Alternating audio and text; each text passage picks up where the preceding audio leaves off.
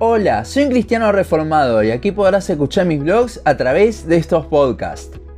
Continuamos con nuestro estudio sobre la primera epístola del apóstol Juan. En el pasaje de hoy veremos cómo los falsos maestros estaban en la iglesia y se fueron, pero un cristiano permanece en la verdad.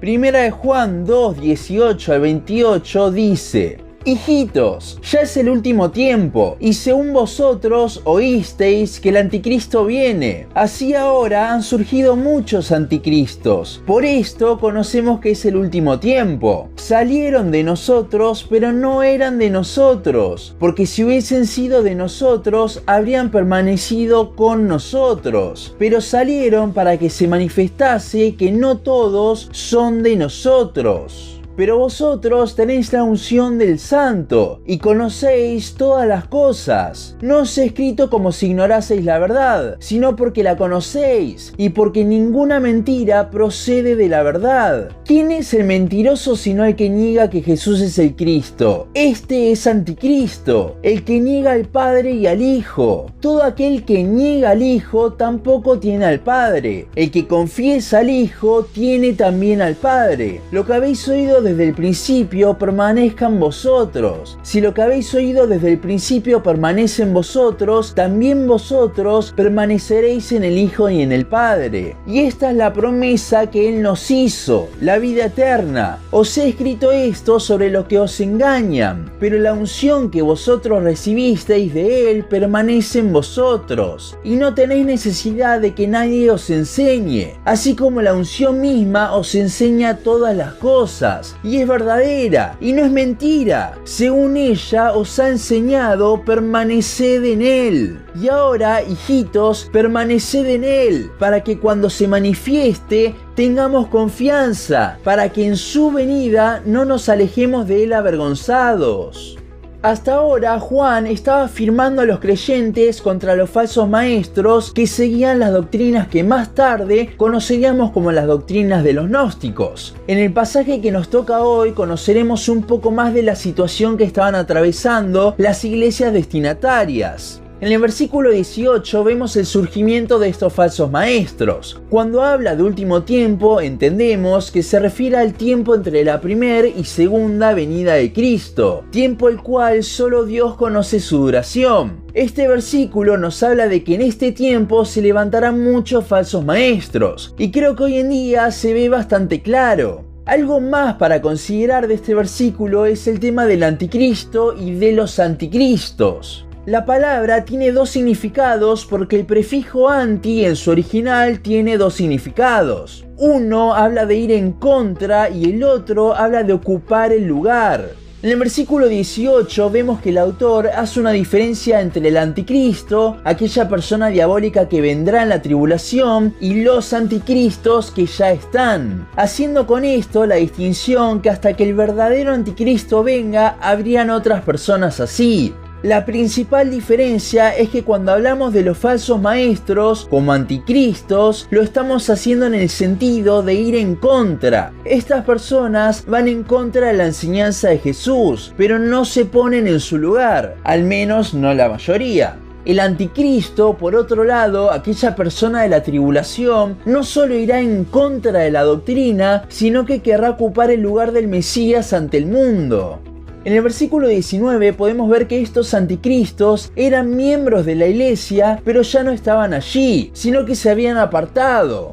Creo que esto nos da más luz sobre por qué Juan decidió escribir esta carta. Los gnósticos no se fueron de la iglesia tranquilos, sino que se fueron porque decían que Dios les había dado un conocimiento mayor y ya no querían vivir de la forma que debían vivir en la iglesia, porque para ellos no importaba lo que hacían con su cuerpo. Sin duda, al jactarse de su conocimiento, eran personas que podían convencer. Entendiendo esto, es más entendible que a los cristianos de aquella época les hayan venido las dudas. Y es por esto también que Juan ha estado probando lo que concluirá en este versículo. No eran de nosotros. Recordemos que esta carta no es una carta para examinar a los creyentes como muchos la toman, sino que es una carta demostrando que los falsos maestros no son cristianos, por más de que hayan formado parte de la iglesia.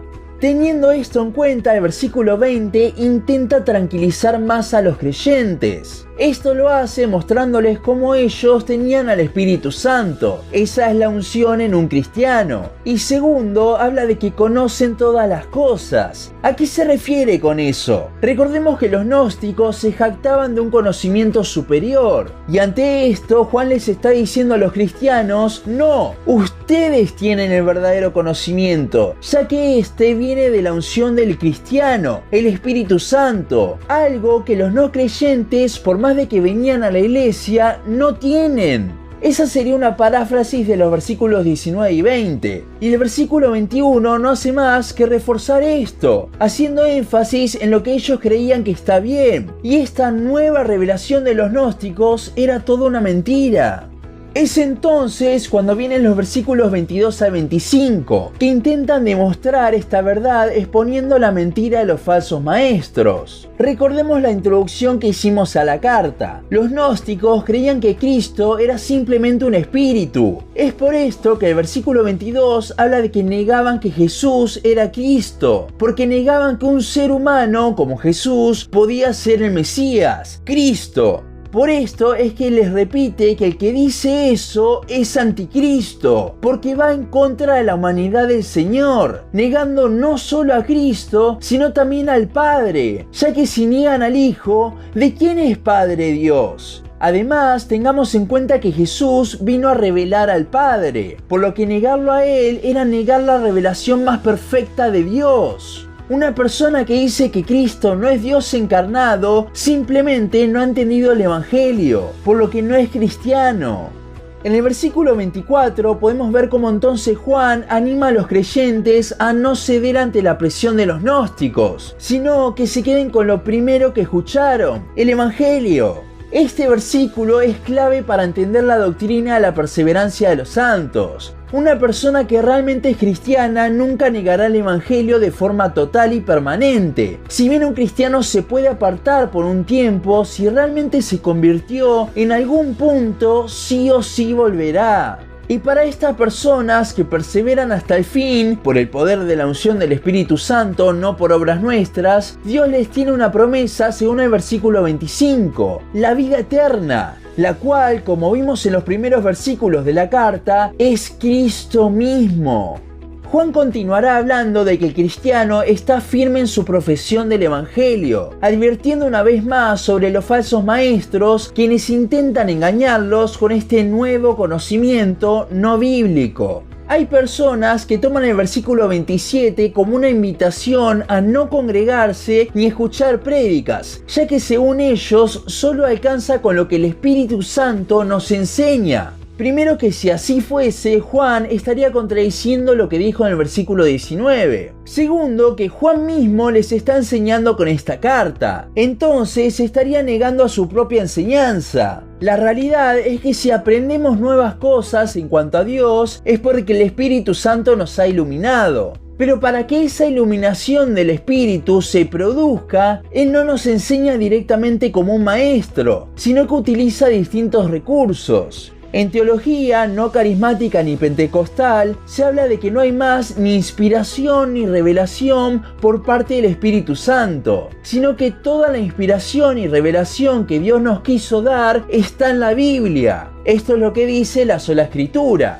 Por eso es que Apocalipsis cierra diciendo que nadie agregue nada a este libro. Apocalipsis 22, 18 y 19. Y 2 de Timoteo 3, 16 nos habla de la inerrancia y suficiencia de las Escrituras. El Espíritu Santo usa su palabra y a los hombres que las ponen para iluminarnos con la revelación que ya nos dejó. Efectivamente, Dios utiliza hombres para enseñarnos, pero en última instancia es el Espíritu quien nos enseña de verdad. Igualmente Juan tampoco está hablando de esto, sino que lo que dice es que nadie puede enseñarles una cosa distinta a lo que el Espíritu Santo ya les mostró al principio, el Evangelio. Además, Juan ya les probó que estas personas no tienen la unción del Espíritu Santo. Entonces, ¿cómo les iban a enseñar cosas?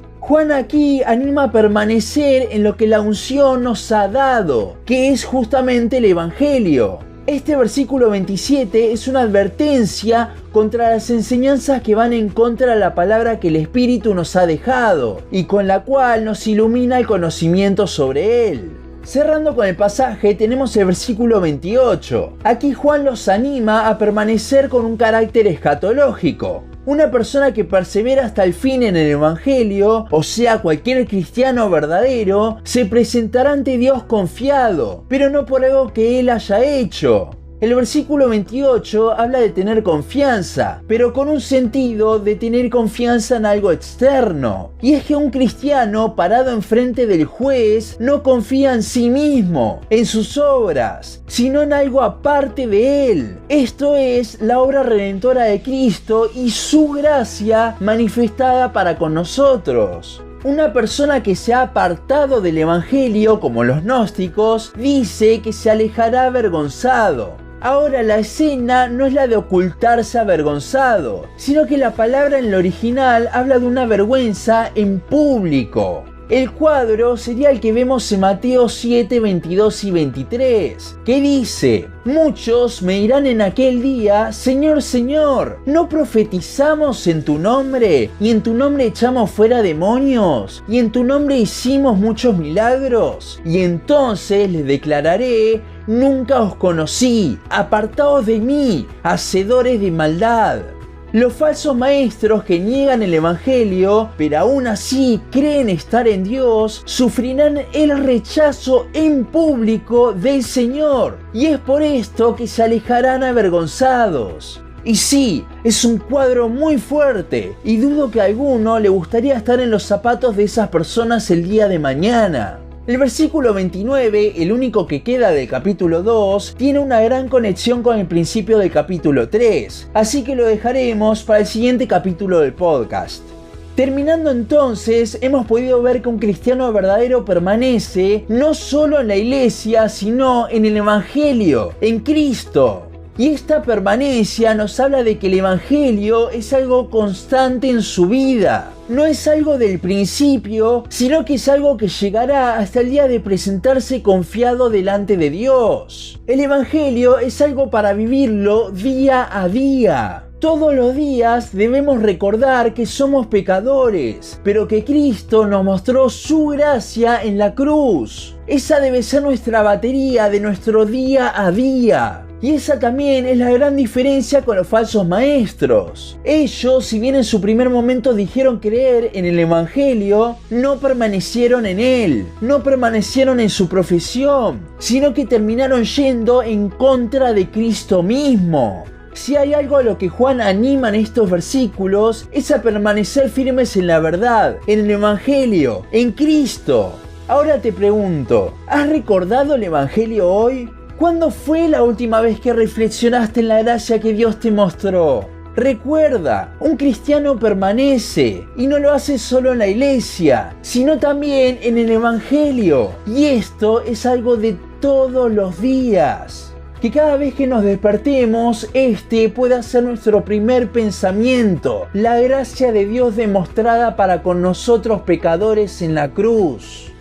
Hasta aquí nuestro podcast de hoy. Síguenos en Facebook, Instagram, YouTube y Spotify. En todas nos encontrás como Un Cristiano Reformado. También síguenos en uncristianoreformado.blogspot.com para leer el resto de nuestros blogs. Nos vemos en la siguiente ocasión.